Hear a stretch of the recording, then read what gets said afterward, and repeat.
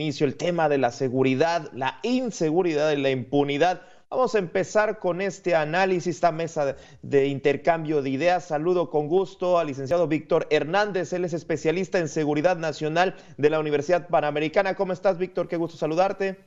Gabriel, muchísimas gracias por la invitación. Y saludo con gusto a nuestro Víctor Hugo Hernández de Mega Noticias. ¿Cómo estás, Víctor? ¿Cómo estás, Gabriel? Y saludo con mucho afecto, respeto también a mi tocayo Víctor. ¿Cómo estás, tocayo? Qué gusto coincidir. Dos Víctors. Y su capacidad para esos temas. Bueno, vamos empezando con esta mesa poniendo los datos que se dieron a conocer del Secretariado Ejecutivo sobre la violencia homicida. Son para este 2020 una proyección de unos 40,863 homicidios. Obviamente los datos todavía no se cierran, pero es una proyección. En el 2019, 39,315, es decir, un incremento durísimo de la violencia homicida. Dice el presidente que, bueno, ya no hay contubernio, no hay asociación delictuosa. Todo se reduce, parece, desde el discurso oficial a que, pues como ya no hay contubernio, pues se estaría combatiendo a la violencia homicida. Y Víctor, me gustaría empezar contigo. Pensando y analizando la estrategia de este gobierno, ¿qué está fallando? Sabemos que lanzaron la Guardia Nacional, toda esta política de los abrazos, pero hasta el momento, pues esto parece ser que no está sirviendo, la estrategia ha fallado a pesar de todo lo que se pueda decir en los discursos, Víctor.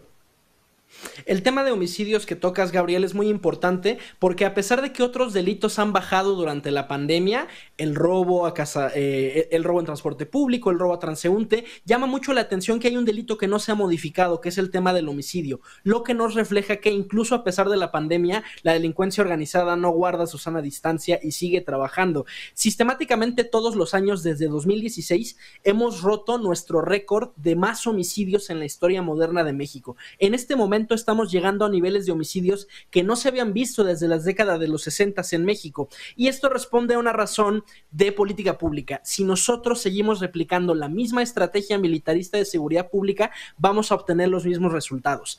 ¿Por qué razón no funciona la estrategia de la Guardia Nacional? Hay un tema de entrada de recursos humanos. No hay suficientes soldados para cubrir todo el país, y además hay una característica que tienen las Fuerzas Armadas: ningún soldado puede quedarse más de 5 años en una localidad. Esta es una lección de la Revolución Mexicana, porque los soldados que se quedaban mucho tiempo en un lugar se convertían en caciques. Entonces la Secretaría de Marina y la Secretaría de la Defensa cambian con mucha frecuencia a su personal. Eso es muy disfuncional, porque si lo contrastas, por ejemplo, con la opción de una policía municipal, el policía municipal pues va a vivir toda su vida en esa comunidad, va a vivir 20 o 30 años, se puede jubilar ahí, y sobre todo, lo que es más importante, tiene ese conocimiento, esa inteligencia local, ese vínculo con la comunidad que difícilmente va a tener un soldado que solamente llega un ratito y después de unos cuantos meses o unos cuantos años se tiene que ir. Porque es muy importante apostar por la vía de fortalecer las autoridades locales por una simple razón estadística: 9 de cada 10 delitos que se cometen en México son del fuero común, y en ese sentido corresponden a las autoridades locales, no a las autoridades federales. Desde una perspectiva legal, a las autoridades federales solamente les competen aquellos delitos de más alto impacto: el narcotráfico, la delincuencia organizada, pero la mayoría de los delitos que se cometen en México no son esos, son los delitos del fuero común. Y aún más preocupante, son justo esos pequeños delitos, el robo, la extorsión, el secuestro, las que sostienen económicamente a las grandes organizaciones criminales. Entonces la estrategia tendría que estar centrada ahí, desde abajo, desde los municipios, y la estrategia de la Guardia Nacional es todo lo contrario: es quitarle presupuesto a las policías locales y es quitarle protagonismo operativo a esas policías locales. Víctor Hugo, un primer comentario sobre este tema.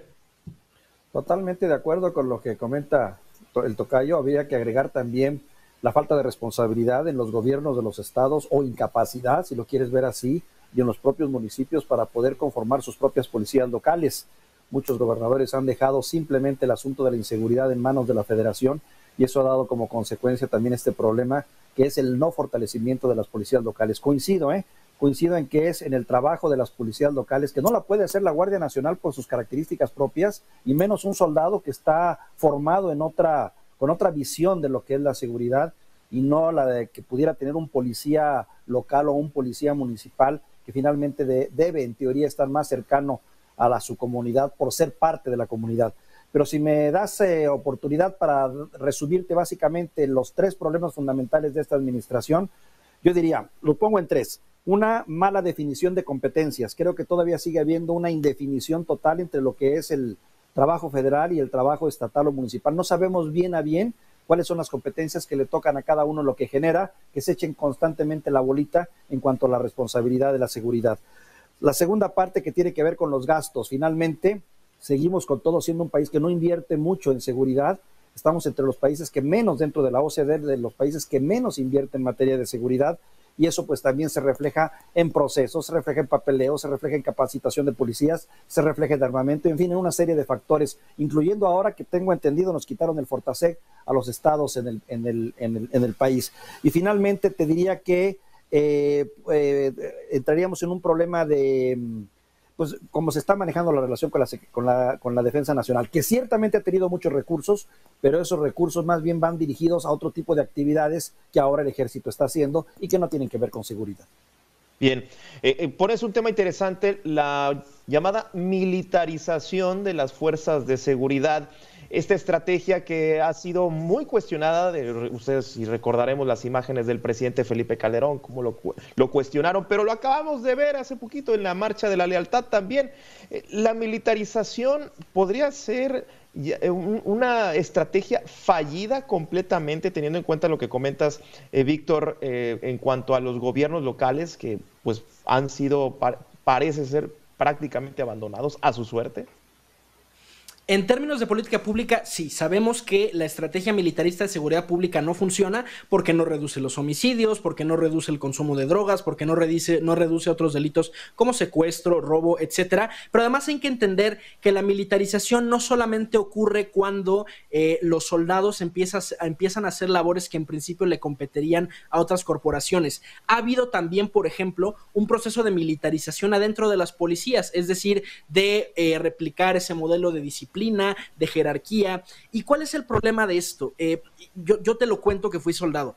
El problema del adiestramiento militar es que es una pedagogía de la violencia. Es decir, uno está entrenado para operar en las condiciones más difíciles donde todos los medios de conciliación han fracasado, y en ese sentido, pues uno está entrenado para desplegar esa violencia. El policía no. Al policía habría que entrenarlo para ser una persona que se restrinja. Eso es la razón por la que el entrenamiento policial es contraintuitivo. Si empieza una balacera, el ciudadano común lo que piensa es, bueno, voy a correr, me voy a esconder. El policía no. El policía tiene que pensar, yo voy a correr hacia el peligro. Y además, el segundo elemento contraintuitivo es que tiene que llegar y no desplegar toda su furia, toda su ira, que es muy normal en una situación en que nuestra vida está en peligro, la adrenalina puede tomar el control, pero precisamente mucho del entrenamiento policial es un entrenamiento en inteligencia emocional, es en esa capacidad de restringirse, porque nosotros no podemos ejercer la violencia de la misma forma que lo hacen los narcotraficantes. Si nosotros también somos asesinos, si torturamos, si desaparecemos,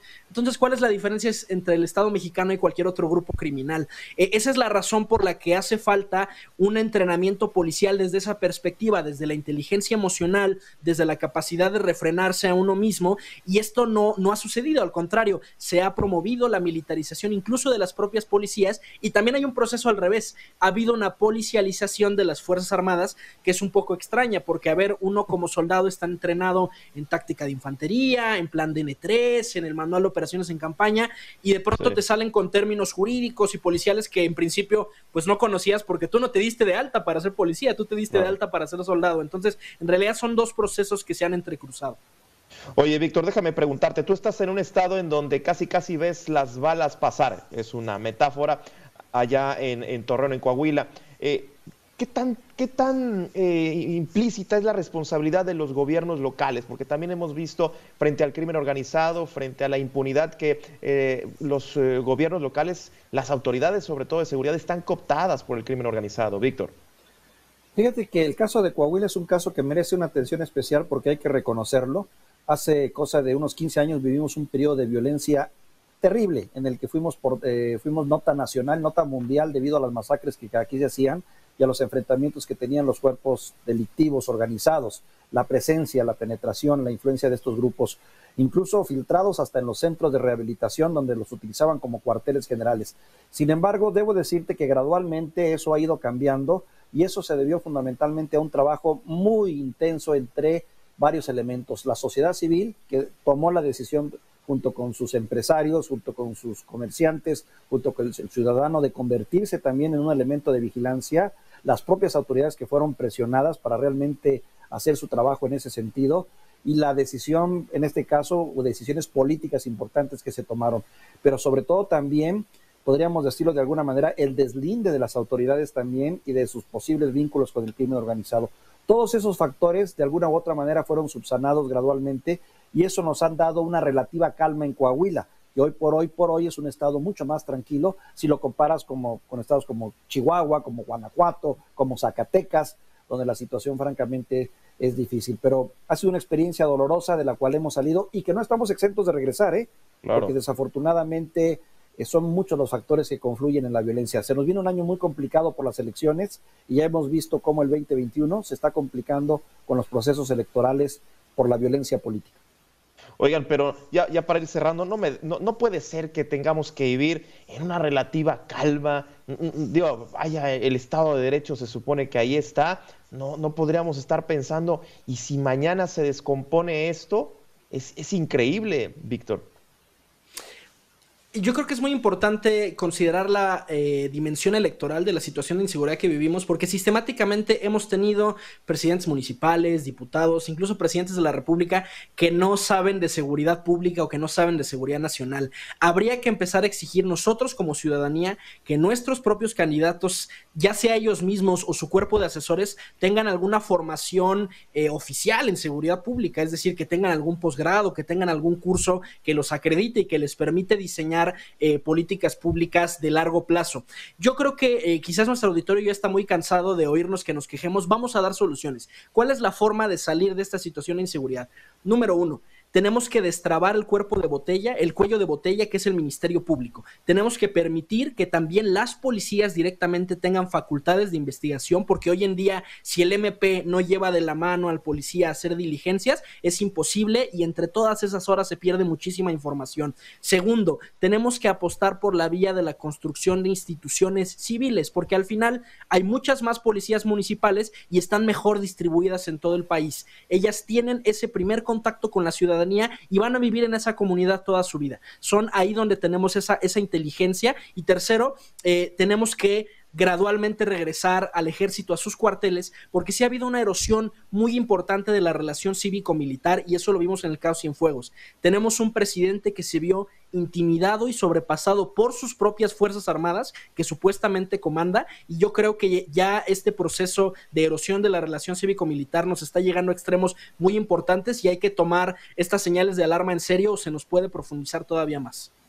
Que por cierto ya vemos al ejército llevando vacunas, llevando libros, construyendo pistas. Más presente está el ejército en la vida, no nada más de seguridad. Muchísimas gracias a Víctor Hernández, especialista en seguridad nacional de la Universidad Panamericana, y a Víctor Hugo Hernández de Mega Noticias.